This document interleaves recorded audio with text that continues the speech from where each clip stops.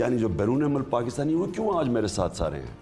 کیونکہ ان کو اس چیز کا احساس ہے کہ گورنمنٹ اپنی عزت ہی نہیں کرواتی تھی قوم کے. جب حکمران اپنی عزت نہیں کرواتے اس قوم کی کوئی بھی عزت نہیں کرتا. تو یہ بیچارے باہر جب جاتے تھے ہرا پاسپورٹ دیکھتے تھے, لائنوں میں کھڑے ہیں, علیحدہ لائنوں میں کھڑے. میں کئی دفعہ گیا تو جب انہیں ہرا پاسپورٹ دے کے انہوں نے علیحدہ لائن پہ کھڑا کر دیا.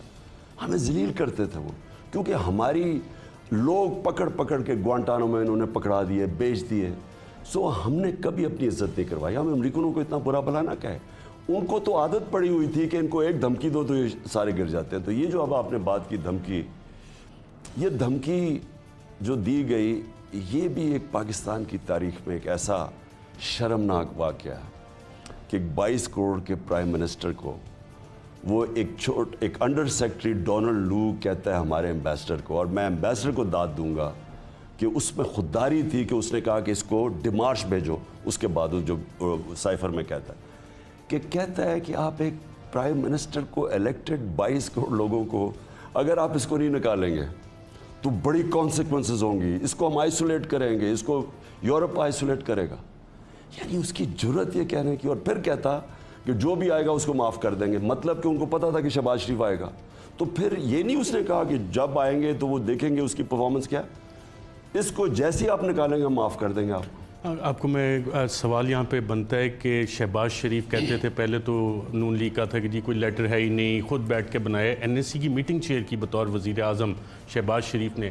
اس کے بعد وہ ساری چیزیں کنفرم ہوئی آپ کے خیال میں جب سیکنڈ این ایس سی ہوئی, فرسٹ این ایس سی کے بھی جو منٹس تھے وہ ری افرم کیا انہوں نے؟ دیکھیں یہ ان کی تو خیر ساری زندگی جھوٹ ہے نا. آپ سپریم کورٹ میں جھوٹ, علیحدہ قطری خط, دستاویزات پارلیمنٹ میں رکھے وہ جھوٹ, وہ مریم نواز نے کہا کلیبری فونڈ وہ جھوٹ, شہباز شریف نے جا کے گارنٹی دی نواز واپس آ جائے گا وہ جھوٹ. تو انہوں نے یہ اپنی طرح سوچتے ہیں نا, انہوں نے کہا کہ یہ جھوٹ ہے. میں نے ان کو جب وہ دکھایا, وہ ہم صرف سیکرٹ ڈاکیومنٹ ہوتی ہے, اس کے اندر کوڈز ہوتی ہیں, آپ اگر وہ میڈیا کو نہیں دے سکتے کیونکہ جب ایمبیسڈر بھیجتا ہے تو وہ کوڈڈ لینگویج میں ہوتا ہے, تو وہ اگر آپ پبلک کر دیں تو وہ پھر وہ سروں کو پتہ چل جاتا ہے کوڈ کون سی ہے, تو اس لیے ہم پبلک نہیں کر سکے. لیکن میں ان کو کہتا رہا, پھر میں نے کیبنٹ میں رکھا, کیبنٹ میں منٹس بتائے گئے, پھر میں نے نیشنل سیکورٹی کاؤنسل میں رکھا, سارے آرمی چیفز بیٹھے ہوئے تھے, ان سب نے اس کو دیکھا, انہوں نے کہا کہ مداخلت ہوئی ہے, اور انہوں نے یہ کہا کہ پارلیمنٹ کی نیشنل سیکورٹی کمیٹی میں رکھا جائے. اس میں یہ بھاگ گئے کیونکہ ان کے اوپر لوگ ملوث تھے اس سازش کے اندر. یہ جو شہباز شریف اور زرداری کو پکا پتا تھا کہ کیا ہو رہا ہے, کیونکہ یہ تو 2-3 مہینے پہلے سے تیاریاں کر رہے تھے نا. یہ امریکن ایمبیسی میں جب لوگوں کو مل رہے تھے, اور یہ جن لوگوں نے ہمیں چھوڑا ان کو جو پہلے مل رہے تھے, ان سب کو تو پہلے ہی پتا تھا کیا ہو رہا ہے. لوگوں کو, ان کے عام لوگوں کو نہیں پتا تھا, عام ممبرز کو نہیں پتا تھا. تو وہ جو لوگ, ان کے لیے ہم نے کہا کہ کم از کم ان کو پتا تو چل جائے کہ یہ ایک انٹرنیشنل سازش کا حصہ ہے ملک کے رجیم چینج کے اندر. لیکن انہوں نے کسی کو بھی ملنے نہیں دیا.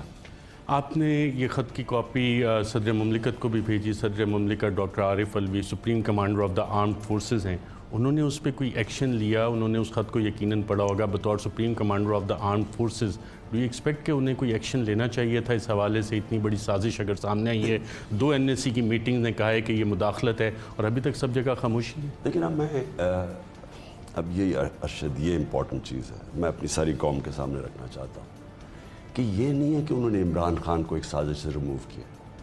ایک 22 کروڑ یعنی دنیا میں 6 یا 6 یا 7واں بڑا ملک ہے, اس ملک کے الیکٹڈ پرائم منسٹر کو انہوں نے ایک سازش کے تحت فارغ کیا.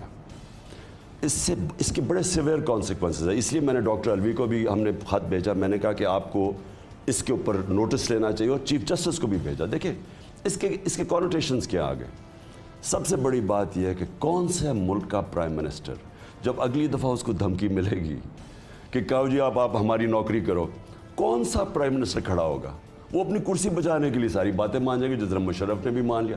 مشرف سے این آر او جو دلوایا گیا وہ کونڈالیزا رائس نے بروکر کیا تھا بیچ میں, امریکن سیکرٹری آف اسٹیٹ نے. اس نے جا کے, اس نے اپنی کتاب میں بڑے لکھا ہوا ہے کہ میں نے ان کو اکٹھا کیا بے ریزیڈنس کو. تو یہ جو ہمارے اوپر یہ جو چور مسلط ہوئے تھے, یہ بھی دھمکی کے, مشرف کی جو سیکنڈ اس کو امریکن نے دھمکی دی تھی, پہلے جنگ میں شرکت کرو اور اس کے بعد ان کو این آر او دو.